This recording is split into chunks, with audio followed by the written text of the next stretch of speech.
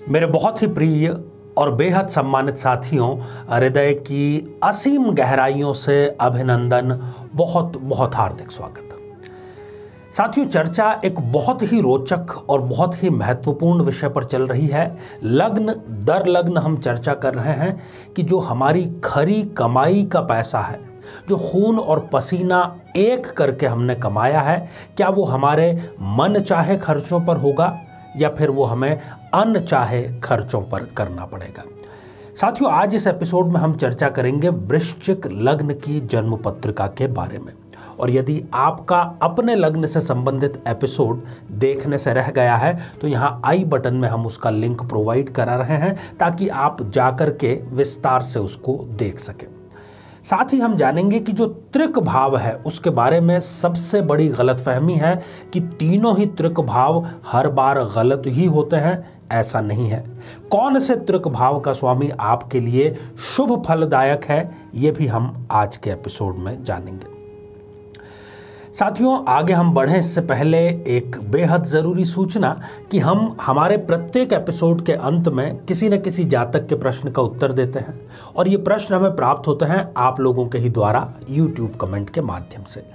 साथियों, जब भी आपको अपना कमेंट लिखना हो उससे पहले आपको लिखना है #आचार्य चंद्रकांत और साथ ही इसी एपिसोड से संबंधित एक प्रश्न इसी एपिसोड के अंत में आपसे पूछा जाएगा, उसका सही उत्तर साथ में लिखा होना बेहद ज़रूरी है।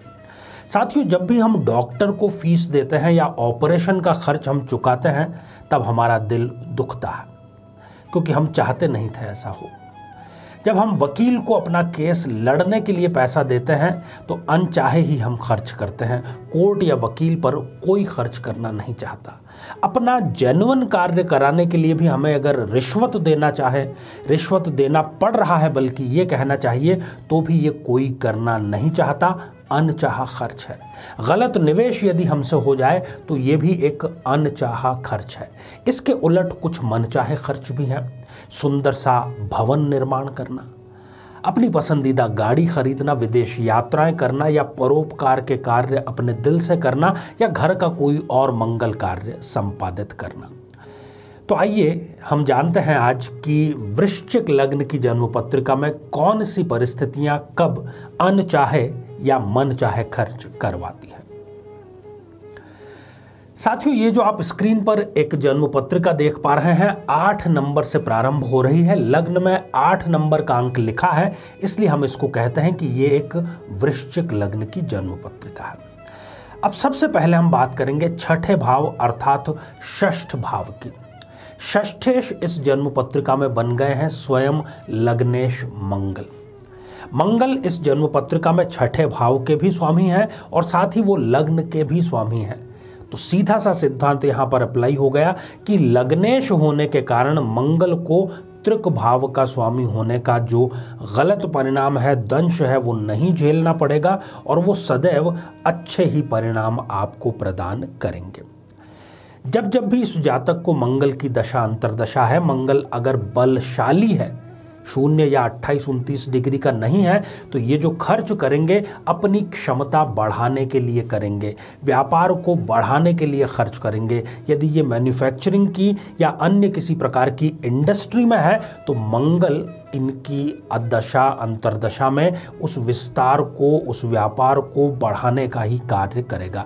शुभ कार्यों में अधिक खर्च होंगे, विदेश यात्राएं भी ये करेंगे अपने व्यापार को लेकर के और साथ ही पर्सनल अर्थात अपने परिवार के साथ में भी।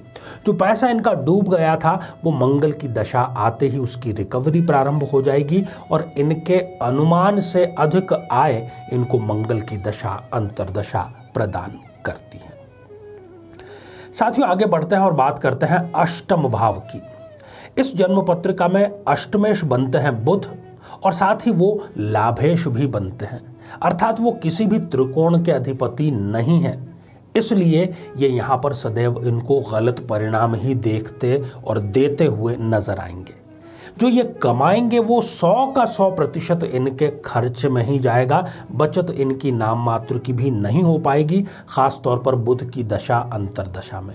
जो आय है वो इनकी औसत ही बनी रहेगी, ना तो घटेगी ना बढ़ेगी, बस काम चलाऊ स्तर पर चलती रहेगी।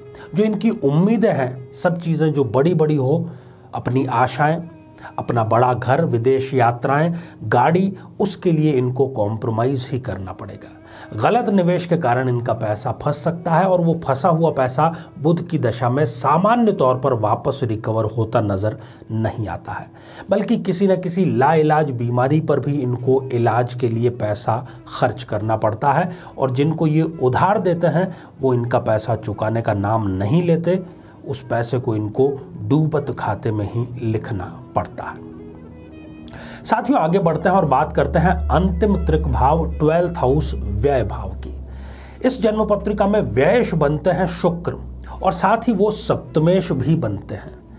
12th हाउस के लॉर्ड हैं और सप्तम भाव के लॉर्ड हैं, इसलिए ये यहाँ पर गलत परिणाम ही प्रदान करेंगे, क्योंकि ये एक मारक ग्रह यहाँ पर हो गए।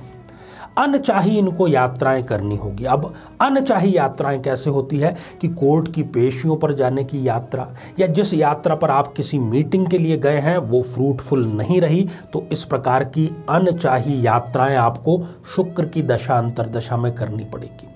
अनिद्रा की बीमारी या और किसी ऐसी बीमारी जिसका आपने कभी अनुमान भी नहीं लगाया था कि ये क्या मुझे हो भी सकती है, वो शुक्र आपको दे सकता है। लाइफस्टाइल डिजीज आपको दे सकता है और रोजाना के खर्च जितना ही पैसा आपको देगा, शौक के लिए आपके पास में पैसा नहीं बच पाएगा, बल्कि व्यस्तता आपकी अधिक होगी। जितनी आप मेहनत अधिक करेंगे, आप व्यस्त अधिक होंगे, परंतु उसका फ्रूटफुल रिजल्ट आपको नहीं मिल पाएगा शुक्र की दशा या अंतर दशा में। साथियों, सिंपल सा एक सिद्धांत है कि त्रिक भाव का स्वामी यदि किसी त्रिकोण का भी साथ में स्वामी हो तो वो शुभ परिणाम देता है। सिंपल सा ये सिद्धांत है। डिग्री आप जरूर देख लीजिएगा। जब भी ग्रह 0 या 28-29 डिग्री के हो जाते हैं तो वो बलहीन हो जाते हैं, फिर वो अच्छा या बुरा किसी भी प्रकार का परिणाम नहीं दे पाते। साथियों, श्रृंखला हमारी जारी है। आइए साथियों, अब हम बढ़ते हैं आज के हमारे कमेंट के चरण की ओर। साथियों, आज हमने कमेंट शामिल किया है आशीष सिंह जी का, जो कि उन्होंने लिखा है पिंजौर हरियाणा से। आपने पूछा है कि आपकी जॉब कब लगेगी, लंबे समय से आप जॉब की तलाश में हैं। देखिए, आपकी जन्म पत्रिका में भी कर्मेश बुध बन रहे हैं और जनवरी 2022, बस अब अगले ही माह आपको एक अवसर जॉब का मिलेगा जो कि आपको अपना लेना चाहिए, उसको नकारना मत, नहीं तो आपको अगला अवसर कम से कम 1 वर्ष के बाद में मिलेगा। अपनी जॉब को स्थायी और बरकरार रखने के लिए, भाग्यशाली बनाने के लिए आपको चाहिए कि गौ माता की आप सेवा करें, हरा चारा उनको नियमित रूप से प्रदान करें। तो आइए साथियों, अब आज का बेहद ही आसान सा प्रश्न। आज हमने चर्चा की वृश्चिक लग्न की, चर्चा की कुछ खर्चों की, त्रिक भावों की। तो वृश्चिक लग्न में लग्नाधिपति कौन सा ग्रह होता है? साथियों, आप सभी स्वस्थ, समृद्ध और शांतिपूर्वक जीवन व्यतीत करें। नमस्कार।